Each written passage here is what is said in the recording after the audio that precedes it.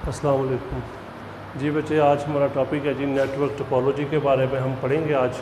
Network topology क्या है, ठीक है, इसका तारुफ और उसके बाद उसकी टाइप्स पढ़ेंगे। टोपोलॉजी किसे कहते हैं? सबसे पहले physical layout or arrangements of connected computer in a network. किसी भी नेटवर्क में कंप्यूटर्स की वो तरतीब जिससे हम एक नेटवर्क डिज़ाइन करते हैं, हम उसे टोपोलॉजी का नाम देते हैं। इसको हम शेप ऑफ नेटवर्क कहते हैं। ठीक है जी, क्या नाम देंगे इससे? Shape of network. यानी नेटवर्क की क्या होती है? ये शक्ल होती है, फिज़िकल लेआउट। ठीक है, यानी ज़ाहरी तौर पे एक नेटवर्क कैसा नज़र आएगा उसको हम नाम क्या देंगे? ठीक है, टोपोलॉजी कहेंगे। ठीक है, तो नेटवर्क मुख्तलिफ़ किस्म के होते हैं। इस तरह देखें, मैंने एक डायग्राम बनाई है, इसी तरह एक मैंने ये डायग्राम बनाई है। ठीक है, इसके अलावा और भी फॉर्म्स होती हैं। बहरहाल उसका कहने का मतलब ये है कि जब हम एक नेटवर्क डिज़ाइन करते हैं उसमें हमने डिवाइसेस को कैसे अरेंज करना है, कैसे उनकी तरतीब करनी है। ठीक है, ये वाला जो अमल होगा हम उसे क्या नाम देंगे? नेटवर्क टोपोलॉजी कहेंगे, फिज़िकल लेआउट। ठीक है, यानी नेटवर्क जो है वो कैसे कॉन्फ़िगर करेंगे और कैसे अरेंज करेंगे। यानी एक कंप्यूटर नेटवर्क में कंप्यूटर्स को आपने कैसे कनेक्ट करना है, कैसे जोड़ना है, कैसे आपस में तरतीब देनी है, हम उस अमल को नाम क्या देते हैं? नेटवर्क टोपोलॉजी कहते हैं। ठीक है, यानी फ़िज़िकल लेआउट है या अरेंजमेंट्स है जो कि किसी भी नेटवर्क में कंप्यूटर्स को आपस में जोड़ा जाता है, हम उसको टोपोलॉजी का नाम देते हैं। यानी कोई भी नेटवर्क है उसमें जो डिवाइसेस होंगी या कंप्यूटर्स होंगे उनकी जो तरतीब होगी हम उसे क्या नाम देंगे? टोपोलॉजी कहेंगे। फिर आगे इसकी टाइप्स हैं जी मुख्तलिफ़ किस्म की। उसमें सबसे पहले नंबर पे जी हमारे पास है बस टोपोलॉजी। 5 किस्म की हम टोपोलॉजी पढ़ेंगे यहाँ पे। एक होती है बस टोपोलॉजी, एक होती है स्टार टोपोलॉजी, रिंग टोपोलॉजी। ठीक है, इसके अलावा ट्री होती है और मैश होती है। ठीक है, 5 किस्म की टोपोलॉजीज़ हम यहाँ पे पढ़ेंगे, लेकिन आज हम 2 को डिस्कस करेंगे। तो सबसे पहले हम जी बस टोपोलॉजी देखते हैं जी। बस टोपोलॉजी सबसे सादा टोपोलॉजी होती है। इसकी डायग्राम देख लें ज़रा। हमारे पास एक मेन सेंट्रल वायर है, मेन सेंट्रल वायर। ठीक है, उस सेंट्रल वायर को नाम क्या दिया गया? बस का। सेंट्रल वायर को नाम क्या देंगे? बस का देंगे। ठीक है, तो सेंट्रल वायर क्या करती है? हर कंप्यूटर आपने किससे कनेक्ट करना है? सेंट्रल वायर से कनेक्ट करना है। ठीक है, और उसके लास्ट में ना ये निशान लगे हुए हैं, ये क्या कहलाते हैं? ये टर्मिनेटर्स कहलाते हैं। ठीक है, टर्मिनेटर का क्या काम होगा? अगर कोई भी कंप्यूटर डाटा को वसूल नहीं करता तो वो उस डाटा को वसूल कर लेगा, जज़ब कर लेगा और उसको ख़त्म कर देगा। ठीक है, तो इस तरह यानी कि ये होता है। और इसके अलावा इसमें ये है कि अगर 2 कंप्यूटर एक वक्त में डाटा सेंड करेंगे तो वो डाटा ज़ाया हो जाएगा, क्योंकि उनका आपस में क्या हो जाएगा? टकराव। देखें ज़रा, ये हमारे पास है 1 2 3। अब इसने भी सेंड कर दिया, 1 ने भी, 3 ने भी सेंड कर दिया, तो दोनों का आपस में क्या हो जाएगा? टकराव हो जाएगा। इसलिए हमें समझ आ रही है कि इस टोपोलॉजी में सादा है, एक वक्त में एक ही कंप्यूटर डाटा सेंड कर सकता है, 2 नहीं कर सकते। अगर 2 करेंगे तो उनका आपस में टकराव हो जाएगा। अब हमने अगर इसकी वर्किंग करनी है, मतलब वर्किंग कैसे होगी इसकी, उसके बारे में हमने देखना है। तो वर्किंग बेटा इस तरह होगी, वर्किंग से मुराद के कंप्यूटर डाटा को सेंड या रिसीव कैसे करेंगे। अब जो कंप्यूटर डाटा सेंड करेगा ना, ठीक है, तो वो क्या करेगा? वो एक तो सेंडर का एड्रेस बताएगा, दूसरा वो क्या बताएगा? रिसीवर, और तीसरी चीज़ वो बताएगा डाटा, यानी भेजने वाला, वसूल करने वाला, और जो चीज़ आपने भेजनी है वो। ये 3 चीज़ें आपने बतानी होती हैं। ठीक है, तो इन 3 चीज़ों को मिला के, ठीक है, हम डाटा सेंड करते हैं। ठीक है जी, यानी 2 कंप्यूटर जब डाटा सेंड करते हैं ना एक वक्त में हम, ठीक है, तो अब मसलन जो भी कंप्यूटर, फॉर एग्जांपल 1 ने सेंड करना है 3 को, तो हम क्या करेंगे? पहले भेजने वाले का एड्रेस, फिर वसूल, फिर जो चीज़ भेजनी है वो ट्रैवल करेगा। वो 1 से पहले कहाँ आएगा? 2 के पास। वो दोनों का एड्रेस मैच किया जाएगा। अगर वो मैच करता है तो वो उसको रख लेगा, नहीं करता तो वो आगे पास कर देगा। अब 3 के पास आएगा। अब जब 1 = 3 हो जाएगा, इसका मतलब सेंडर और रिसीवर दोनों मिल गए, इसका मतलब आपका डाटा सही है, आप उसको दे देंगे। फॉर एग्जांपल डाटा आपका कहीं भी नहीं जाता इधर से, तो लास्ट पे क्या लगे हुए? मैंने पहले बताया टर्मिनेटर्स। वो क्या करते हैं? वो इन सिग्नल्स को जज़ब कर लेते हैं। ठीक है, और जज़ब करने से क्या होगा? वो सिग्नल आपके ज़ाया हो जाएंगे। ठीक है, लॉस्ट हो जाएंगे। ठीक है जी, यानी वर्किंग क्या होगी? जिस कंप्यूटर ने डाटा सेंड करना है, ठीक ठीक है, वो अपना ठीक है डाटा, उसके अलावा सेंडर, फिर उसने किसको भेजना है वो, और उसके अलावा ठीक है वो डाटा जो आपने भेजना है वो ट्रैवल करता है कंप्यूटर टू कंप्यूटर, पहले के पास जाएगा, दूसरे के पास जाएगा, ठीक है, हर एक का एड्रेस चेक किया जाएगा, जिसका एड्रेस मैच कर जाएगा उसको दे दिया जाएगा, फिर वो आगे ट्रैवल करेगा। ठीक है, ये तरीक़ाकार होता है, ये इसकी वर्किंग होती है बस टोपोलॉजी की। ठीक है जी, आगे फिर हम पढ़ते हैं जी इसके फ़ायदे और नुकसान, यानी एडवांटेज और डिसएडवांटेज क्या है। एडवांटेज ये है जी, ये सिंपल एंड इजी है, आसान है। ठीक है, इसके अलावा ठीक है require small length of cable, इसके लिए आपको छोटी केबल चाहिए। ठीक है, और इसके अलावा लेस एक्सपेंसिव है, सस्ती होती है, और इजी टू एक्सटेंड। अगर आप इसको बड़ा करना चाहें ना, सिंपली आप टर्मिनेटर उतारें और उसको उतार के आप उसकी जगह पे नई वायर लगा दें, तो आपका जो सिस्टम है वो एक्सटेंड हो जाएगा, इजाफा। यानी जब आपने एक्सपेंड करना है, सिस्टम को बड़ा करना है, तो फिर आप ये करते हैं कि आप लास्ट पे टर्मिनेटर उतार के नई केबल लगा लेते हैं। ठीक है, एडवांटेज क्या बताया जी उसने, सिंपल एंड इजी।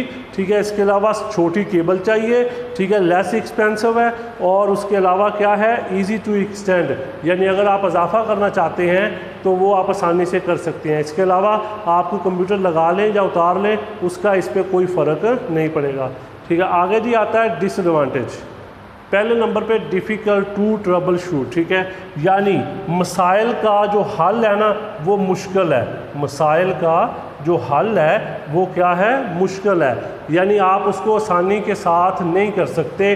ठीक है, मुश्किल काम है उसमें, डिफ़िकल्ट टू ट्रबल शूट। ठीक है, और इसके अलावा सपोर्ट स्मॉल कंप्यूटर्स, और ये थोड़े कंप्यूटरों को सपोर्ट करता है। ठीक है, और इसकी स्पीड क्या है, स्लो है। ठीक है, डिफ़िकल्ट टू ट्रबल शूट यानी मसाइल का जो हल है वो मुश्किल है, सपोर्ट स्मॉल कंप्यूटर्स, और ये थोड़े कंप्यूटर्स को सपोर्ट करता है। ठीक है, और इसकी स्पीड क्या है, स्लो है। ठीक है जी, ये इसके डिसएडवांटेज है जी। ठीक है, जिसकी बिना पर मतलब क्या होगा, स्पीड स्लो कैसे है, क्योंकि आपके पास एक ही रास्ता है, उसी से आपने डाटा सेंड या रिसीव करना है, इस वजह से इसकी स्पीड स्लो होती है। ठीक है, और इसको ऑपरेट करना मुश्किल होता है। ठीक है, इसलिए इसे कम इस्तेमाल किया जाता है, छोटे जो नेटवर्क होते हैं वहाँ पर इस्तेमाल कर लिया जाता है। दूसरी टाइप जी हमारे पास आती है स्टार टोपोलॉजी जी। सबसे ज़्यादा जो फ्लेक्सिबल टोपोलॉजी है ना जी, वो है जी स्टार टोपोलॉजी। सबसे ज़्यादा इस्तेमाल भी यही होती है, सबसे ज़्यादा फ्लेक्सिबल भी यही है। ठीक है, तो इस वजह से क्योंकि इसके एडवांटेजेस ज़्यादा हैं, डिसएडवांटेज थोड़े हैं, और इसको इस्तेमाल करना भी आसान है। हम इसको क्लाइंट सर्वर जो इन्वायरमेंट है उसमें इस्तेमाल करते हैं ज़्यादा। स्टार टोपोलॉजी में क्या होगा, थोड़ा सा ज़रा कंसेप्ट सुन लें इसका। स्टार टोपोलॉजी में बेटा देखें ज़रा, ये मैंने डायग्राम बनाई है, इसमें देखिए मैंने दरमियान में एक डिवाइस बनाई है, उसे मैंने हब कहा है। ठीक है, हब एक मल्टी पॉइंट ठीक है डिवाइस होती है, आप उसके साथ अटैच कर सकते हैं डिफरेंट कंप्यूटर्स को। वो 8 भी हो सकते हैं, 16 भी, 32 भी, वो डिपेंड करता है आप पे कि आप सिस्टम कैसा इस्तेमाल कर रहे हैं। ठीक है, तो वो कहता है स्टार टोपोलॉजी में all computers connected to central device, तमाम कंप्यूटर आके किससे कनेक्ट हैं, सेंट्रल डिवाइस से कनेक्ट है। ठीक है, वो सेंट्रल डिवाइस आगे सर्वर से कनेक्ट होती है। हम ज़्यादातर इसको का इस्तेमाल करते हैं जो क्लाइंट सर्वर एनवायरनमेंट होता है ना, हमने पीछे पढ़ा था क्लाइंट सर्वर। ठीक है, तो उसमें इस्तेमाल करते हैं। ठीक है, ज़्यादातर स्टार टोपोलॉजी को। ठीक है जी, स्टार टोपोलॉजी में क्या होता है, तमाम कंप्यूटर एक सेंट्रल पॉइंट पे कनेक्ट होते हैं, हम उसे नाम क्या देते हैं, हब कहते हैं। ठीक है, और उस हब को आगे सर्वर से कनेक्ट किया जाता है। ठीक है, ये क्या, ठीक है, तो इसको ठीक है हम ज़्यादा क्लाइंट सर्वर में इस्तेमाल करते हैं। अब अगर हम इसकी वर्किंग देखें, वर्किंग कैसे होगी, देखो बेटा, जो भी कंप्यूटर है उसने जब डाटा सेंड या रिसीव करना है, उसने दरमियान में हब को इन्वॉल्व करना है। ठीक है, देखिए ज़रा, ये डाटा सेंड कर रहा है, हमारे पास 3 है, ये इसको सेंड कर रहा है। ठीक है, इसने पहले किसको भेजना है, हब से होते हुए कहाँ जाएगा, पीसी। इस हब को ऑपरेट कौन करता है, सर्वर करता है। ठीक है, इस वजह से ज़्यादा ये रिलायबल होती है। ठीक है, तो नुकसान सिर्फ इसका ये होता है कि अगर हब ख़राब हो गई तो पूरा नेटवर्क स्टॉप हो जाएगा, बाकी इसके फ़ायदे ही होते हैं। यानी स्टार टोपोलॉजी में जो मेन कंपोनेंट है वो हब है। यानी इसकी वर्किंग क्या होगी, दोबारा सुन लें कि आपने क्या करना है, आपने डाटा सेंड करना है हब को, हब ने आगे भेजना है अगले पीसी को। जैसे मैंने पिछली टोपोलॉजी में बताया था, सेंडर भेजने वाला, रिसीवर वसूल करने वाला और डाटा, ये जी ठीक है। जो सिस्टम भेजना चाहेगा वो डाटा भेजेगा हब को, हब आगे भेज देगी। इसमें ये होता है कि 2-3 लोग 4 लोग एक वक्त में भी हब को इस्तेमाल कर सकते हैं, आपके ऊपर कोई रिस्ट्रिक्शन नहीं होती, यानी आपको वेट नहीं करना पड़ता। ज़्यादा इस्तेमाल करेंगे तो वो नेटवर्क को स्लो भी नहीं करेगा, ये इसका फ़ायदा होता है, ठीक है। लेकिन ये होता है कि हब ज़रा कॉस्टली भी होती है, लेकिन ठीक है फ़ायदा ज़्यादा होता है, ठीक है। हम आगे इसके देख लेते हैं जी एडवांटेजेस और डिसएडवांटेज, जिसकी बना पर हम फैसला कर सकते हैं कि ये फ्लेक्सिबल है या नहीं। तो वो कहता है जी ईजी टू मेंटेन एंड ठीक है मॉडिफाई, यानी इसकी देखभाल और उसकी जो ठीक है मतलब तब्दीली है वो आसान है। यानी अगर आपने उसकी देखभाल करनी है वो भी आसान है, तब्दील करना है वो भी आसान है, यानी मतलब काम करना इसमें ओवरऑल आसान होता है, ठीक है। फिर आगे वो कहता है adding removing computers done without disturbing the, यानी अगर आप लगा रहे हैं या उतार रहे हैं कंप्यूटर्स, उसका कंप्यूटर्स पे कोई असर नहीं पड़ेगा, नेटवर्किंग पे कोई असर नहीं पड़ेगा, ठीक है। आप जिस तरह मर्जी लगा सकते हैं, उतार सकते हैं। आगे आता है फाइंडिंग फॉल्ट, यानी फॉल्ट को तलाश करना बहुत आसान है, ये हब आपको बता देती है। ये इंटेलिजेंट डिवाइस होती है, ये आपको इशारा दे देती है कि ये वाला कंप्यूटर ख़राब है, ठीक है। यानी मतलब आपको फॉल्ट ढूंढना आसान है, ठीक है। फिर वो कहता है single computer failure does not bring down the whole network, एक कंप्यूटर के ख़राब होने से पूरे नेटवर्क पे कोई असर नहीं पड़ता, ये भी इसका फ़ायदा है, ठीक है। यानी मतलब एक ख़राब भी हो जाएगा, उसका नेटवर्क पे कोई असर नहीं पड़ेगा, ठीक है। आगे वो कहता है फ्लैक्सिबल। अब ये देखें जी फ़ायदे उसने बताए हैं जी, मेंटेन करना आसान है, मॉडिफाई आसान है, कंप्यूटर लगाना उतारना आसान है, ठीक है, फॉल्ट ढूंढना आसान है। जब ये सारे आपको फ़ायदे मिलेंगे तो इसका मतलब है ये वाली जो टोपोलॉजी है ये फ्लेक्सिबल है, यानी इसमें ज़्यादा हमें फ़ायदा होगा, नुकसान कम होगा, इस वजह से ज़्यादा इस्तेमाल की जाती है। अब डिसएडवांटेज देख लेते हैं। सेंट्रल हब फेल, अगर हब ख़राब हो गई पूरा नेटवर्क ख़राब हो जाएगा। इसके लिए आपको require large length of cable ज़्यादा चाहिए, क्योंकि आपने हर कंप्यूटर जाके हब से जोड़ना है, ठीक है। मोर एक्सपेंसिव, 3 चीज़ें बताई थी, हब ख़राब हो गई सारा नेटवर्क ख़राब हो जाएगा, और आपको लार्ज लेंथ ऑफ केबल चाहिए क्योंकि हर कंप्यूटर हब से जोड़ना है, और उसके बाद ये क्या है मोर एक्सपेंसिव है, ज़्यादा महंगा है, ठीक है। लेकिन देख लें आपको फ़ायदे ज़्यादा हैं, नुकसान कम है, इस वजह से ज़्यादा फ्लेक्सिबल है, ज़्यादा इस्तेमाल भी हो रही है, ठीक है। इसको इस्तेमाल करना आसान है, ठीक है जी। इस वजह से स्टार टोपोलॉजी तमाम टोपोलॉजी से ज़्यादा फ्लेक्सिबल है और इस्तेमाल भी ज़्यादा की जाती है, ठीक है जी। ये हमारा आज का टॉपिक था, इसको आपने अच्छे से देख लेना है। अपना ख्याल रखिएगा, अल्लाह हाफ़िज़।